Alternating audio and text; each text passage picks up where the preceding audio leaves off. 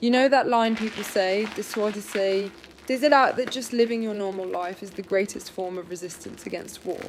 Every time I hear it, I honestly, kind of laugh. Because life keeps going, whether you focus on it or not. You still have to eat, work, sleep. Daily life doesn't stop just because you decide to concentrate on it. So when people say that, I'm like, what are you even talking about? To me, it basically sounds like, just keep quiet. Like, ordinary people should just enjoy their little everyday happiness and not worry about anything else. But it's not really appreciate the small things. It's more like, don't look outside. And once taking care of your life turns into not thinking about politics, that's basically the perfect situation for people in power. Look, the things right in front of you are beautiful. Isn't that enough? Honestly, that sounds like a pretty convenient dystopia to me. If someone can only look at beautiful things and refuses to see anything else, that doesn't feel hopeful at all. To me, that's almost the definition of despair.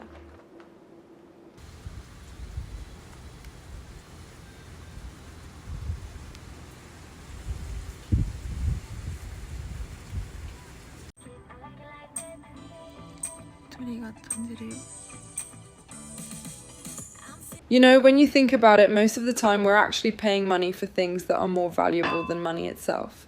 The other day I saw someone selling this machine that supposedly makes you younger just by sitting in it. It cost a ridiculous amount, almost like a scam. But honestly, I couldn't even laugh at the people buying it. Because to them, getting younger and getting time back is worth that much. Money isn't equal. Some people have a lot. Some people have almost none. But time disappears at the exact same speed for everyone. Money can be borrowed, it can be lent, sometimes it can even grow.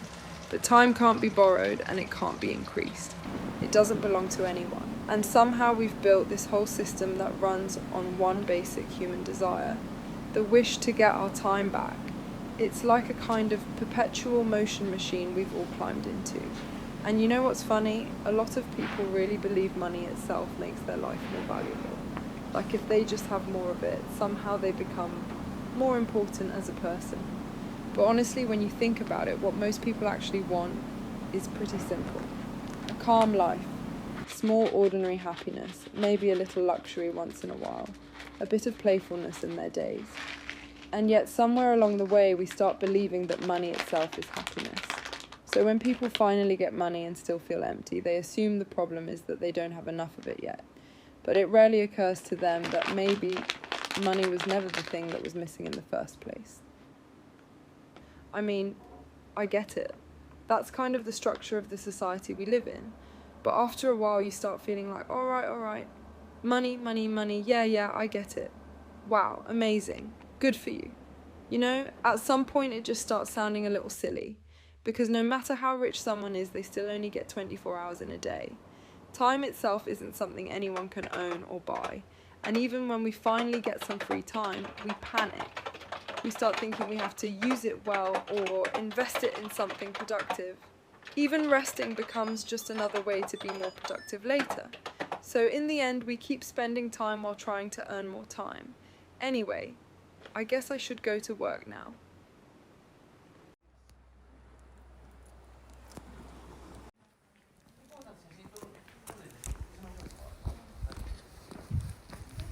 Ugh, I swear I'm gonna lose my mind if I see one more perfectly clean, aesthetic room. Like, babe, I'm full. I can't do any more of this soft, tidy Pinterest life energy. Honestly, for me, cleaning all the time feels kinda unnatural, like my room being messy is just my normal right now. I mean, yeah, maybe it's just the way my life is set up right now, but still. And I low-key feel like this whole gentle living thing doesn't have to mean having a spotless room or looking all healthy and put together 24/7. For some people, it's literally eating pizza at 2 a.m. For others, it's creating stuff in the middle of chaos. It's not even about healthy versus unhealthy. You know, it's more like, do you actually know what matters to you, and are you still letting yourself have fun? Like, being organized isn't the only way to be okay. And being all delicate and aesthetic isn't the only kind of self-care either. As long as you know what you want to be intentional about, I feel like that's enough. If you know where your important stuff is, mentally, emotionally, whatever, about it, then you're kind of good, right?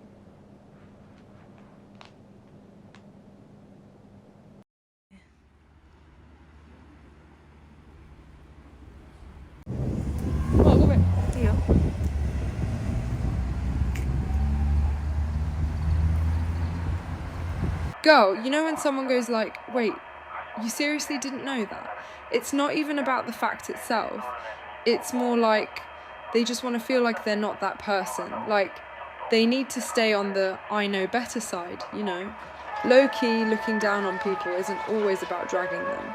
Sometimes it's just a way to tell yourself, at least I'm not like that. It's kind of self-reassurance in disguise. That's why we're always putting people into boxes. If we like someone, we want to believe they're basically the same as us. If we don't, suddenly they're different. Like, oh, they're from the city, or from that country, or they're a guy. We use those labels to justify getting closer, or keeping our distance, or deciding who deserves forgiveness and who doesn't. But like, why are we so obsessed with categorizing everyone? Maybe because as long as differences feel meaningful, we can believe the life choices we made also mean something. But what if those similarities and differences aren't actually that deep? What if they're just random cards we were handed? Like, society just dealt us certain roles, certain mindsets, certain positions, and none of it was inevitable. Then what are we even using to separate ourselves from other people? Like, what's the real basis anymore?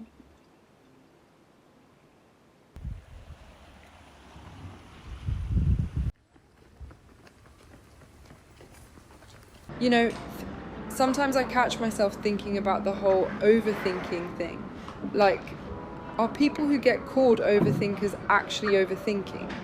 I don't think so. From the outside it can look like they're taking this super complicated route, going in circles and all that. But honestly, they just got there directly. It only looks like a detour if you're not on the same wavelength. A lot of the time it's just that your values don't match, or the other person doesn't really know how to process what you're saying. So calling it overthinking is kind of like a subtle way of saying we just see things differently. And thinking isn't really something you can do too much in the same way you can overeat or overdo makeup, you know? Like, if the idea is complex but you agree with it, suddenly it's, wow, that's so smart, or that makes sense. But if it feels off or you can't resonate with it, then it becomes too complicated or you're overthinking. Which is funny because here I am, overthinking. But yeah, sometimes I feel like overthinking isn't really about the person who's thinking, it's more about the listener reaching their limit. Though, is it a bit much to just say it's their understanding that's the issue? Or maybe I'm just passing the buck too.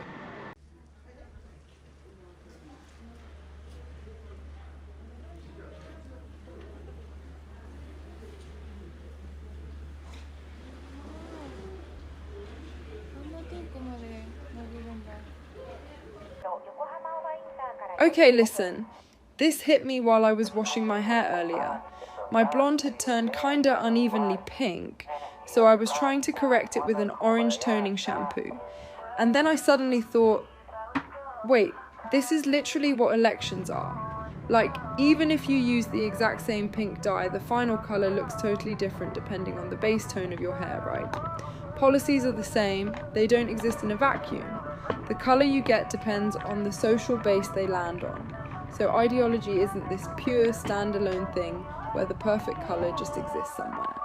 Choosing a party is more like adjusting what's already developing, watching the side effects of the current colour and deciding which direction to nudge it. It's not some guessing game like, haha, look at the election results, I won. Like, what are you even winning? That mindset feels like people treat elections like horse racing. They just want to be on the winning side. Like being in the majority somehow makes them normal, and anyone else is weird. But that doesn't make you smarter, more valuable, or morally right. It just shows where you're standing. Also, when people say someone is too ideological, it's usually just because that person's version of normal feels different from theirs. Everyone is living inside their own normal. From the other side, you probably look just as intense. There's no universal center, just different starting points. And those people going, this is the will of the people, how does it feel to be the minority? Honestly, just sound like they need the majority to feel like they have worth. Like if their side wins, they think they personally leveled up or something. But they don't realise they're just another piece that can get discarded at any time. They're terrified of being left out more than anyone, which is kind of sad. I mean, yeah, I guess I'm also low-key flexing about not flexing like that, so I'm not pretending I'm above it either, but still. You know what I mean, right?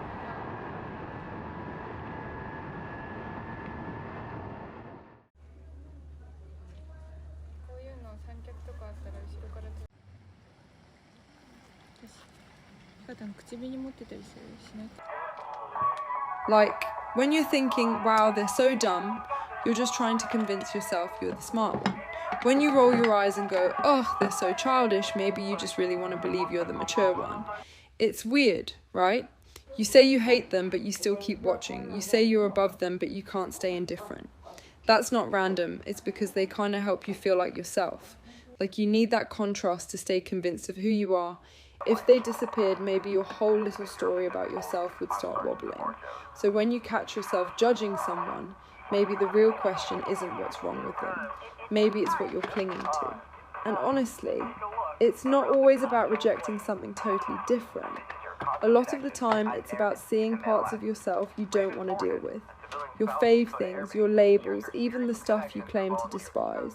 Once they become the story that protects your identity, letting go suddenly feels impossible. So yeah, when you're looking down on someone, maybe just pause and think, what part of you is holding on so tight right now? 高市総理大臣はあさってから石油の国家備蓄の放出を始めると表明しました。また中東の産油国が日本国内で保管する Hey, listen. I've been thinking about this lately. When we say someone's smart, are we actually talking about intelligence? Or are they just really good at playing the game? Like, honestly, a lot of the time, we call someone smart just because they're easy for us to understand. The moment it clicks, we're like, oh yeah, they're smart, but that's kind of convenient, right? It's like we have this invisible ruler, and if someone fits it well, we just label them intelligent and let them get away with anything. But what if that ruler itself is just built around efficiency and productivity? Also, low-key, I don't even like the phrase naturally smart or quick-minded. Like instead, what actually feels interesting is the pattern someone has in their head. The way they connect things, the way they see the world, it's not just intelligence. It's like their own internal logic is kind of fascinating. And the kind of smart we admire might just be people who function well in a system that rewards optimization. Being good at solving problems. Honestly, it's kind of like being good at guessing the culprit in a detective anime. Those stories only show things that matter. Everything connects. Everything has meaning. Of course you can solve it. It was made to be solved. So maybe what we're calling intelligence is just being good at reading those kinds of patterns. Same with talent, ability, IQ. Maybe they're just labels for skills that happen to work well in society. Even hard work, we only call it that when it gets recognised. So like, what are we even aiming for? Not really success, but becoming perfectly optimised to survive in this system.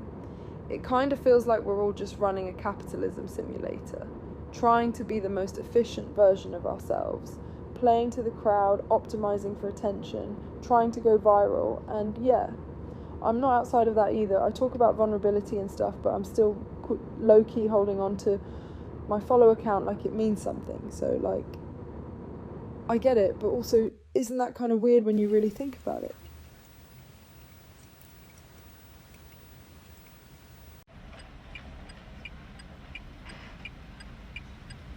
Hear me out. People always say not accepting diversity is also diversity, but honestly that feels kind of off to me. Like when someone judges people for things they literally can't control.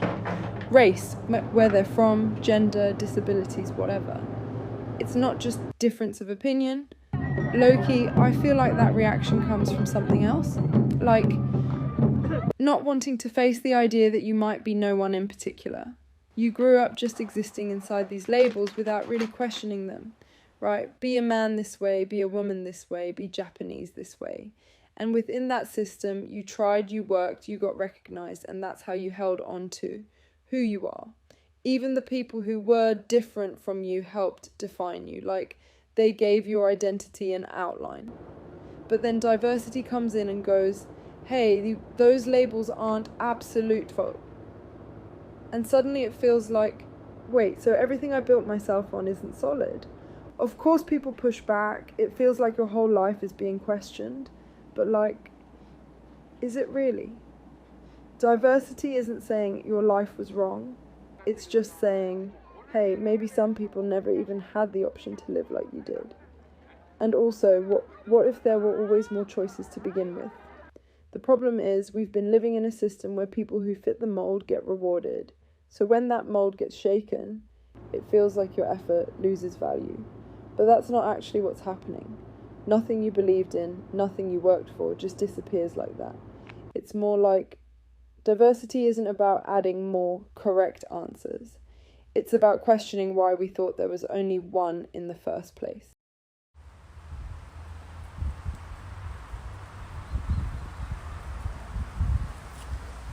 The other day I was on a packed train and it hit me. Maybe this is what coexistence actually looks like. You know how some people say stuff like peace is just naive? Honestly, I feel like that is what's naive, because peace isn't just about love or kindness. Some people act like, well, we can't love everyone, so we need force or control instead. But isn't that just overestimating what love can even do in the first place? Like, why does recognizing someone's existence have to come from liking them? It's kinda wild, right? That idea that you have to emotionally connect with someone, actually like them, in order to accept them. Why can't you just let someone exist even if you don't feel anything toward them? Why can't you wish someone well from a distance without needing to love them? Sometimes I feel like kindness and love actually get in the way of coexistence, because once they become expectations, like you have to be kind, you have to love everyone, it just turns into a system that excludes the people you can't love.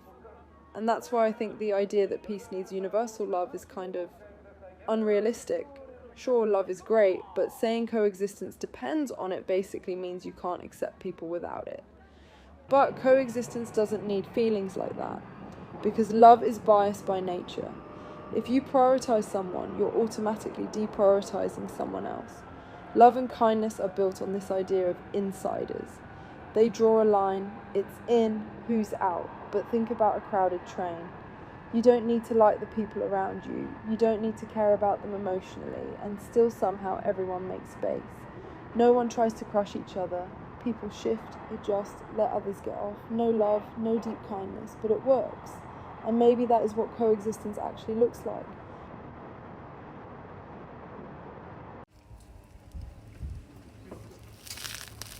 Okay, this kind of thing, I actually think about it a lot. Like when people say being a mom or a housewife isn't really living your own life, I'm like, huh? What do you mean by that? I get it if someone was forced into that, sure, but if they chose it, that's still their life, right? Low-key, it sounds like they're looking down on care work, like, do you think it takes no skill? Or that anyone can just do it so it doesn't count, but we literally can't live without it. So how is that less? And then there's this whole vibe of you have to make money to be equal. And I'm like, is that actually sane? Like, sure, if you want to make money and outsource everything, go ahead. But just because something doesn't make money doesn't mean it has no value. Don't mix that up. But at the same time, yeah, reality is you kind of do need money to survive right now. That's the messed up part.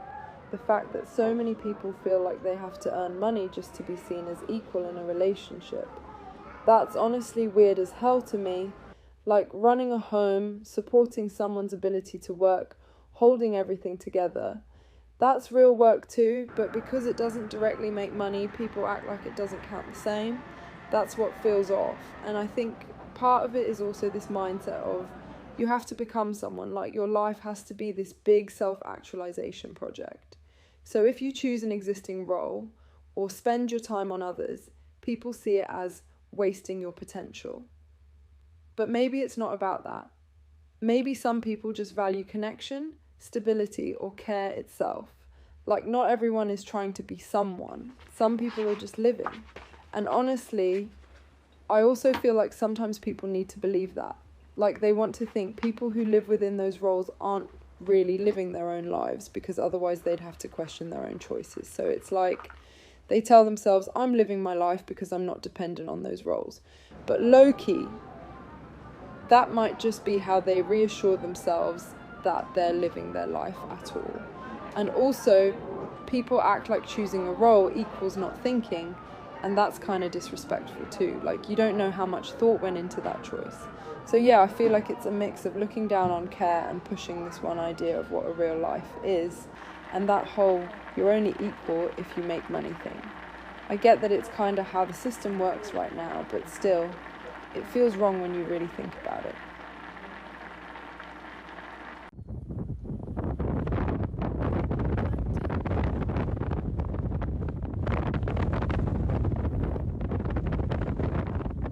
Honestly, I feel like some people who are against optional separate surnames aren't even mad about the idea itself. It's more like they feel kind of attacked. Like they chose to take the same last name without really questioning it. Maybe it felt natural or like a sign of love. And then when people start calling that old-fashioned or forced, it hits like, wait, are you saying I'm wrong for choosing that? So it's not always about hating separate surnames, it's more like they're reacting to this feeling of their own life choices being judged or looked down on. But the thing is, optional separate surnames literally just means you get to choose. If you want to have the same last name, go for it. Nothing's being taken away from you, it only turns into this same name equals right, different name equals wrong kind of mindset when people start tying it to identity or like what love or family is supposed to look like. And I think that's why it feels so personal for some people, because for a long time having the same last name was treated like the proof of love or unity, you know? But like, girl, you're fine. You chose what felt right for you, and that's valid. It doesn't suddenly become wrong just because someone else chose differently. Like, when I get married, I might want to take my partner's last name, or I might not want to give up mine. Honestly, I have no idea right now. But like, the fact that I even get to choose, that's actually kind of nice, you know?